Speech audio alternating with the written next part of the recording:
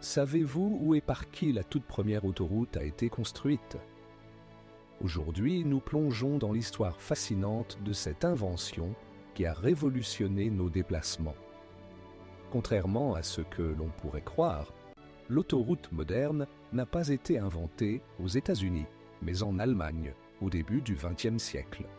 L'homme derrière cette idée visionnaire est Piero Puricelli, un ingénieur italien.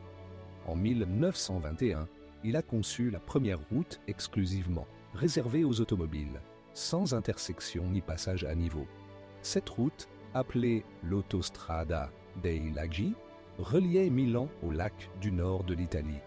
Ouverte en 1924, elle marquait le début d'une nouvelle ère pour les infrastructures routières. Cependant, l'Allemagne a joué un rôle majeur dans le développement du réseau autoroutier. En 1932, le pays inaugure la première véritable autoroute sans croisement, reliant Cologne à Bonn.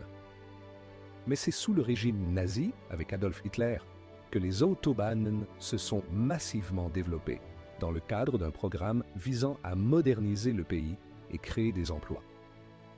Aux États-Unis, l'idée a été reprise plus tard.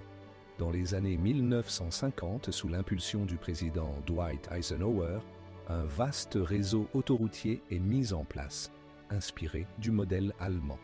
Aujourd'hui, les autoroutes sont indispensables aux déplacements, témoignant de l'ingéniosité de Piero Puricelli et de l'évolution des infrastructures modernes.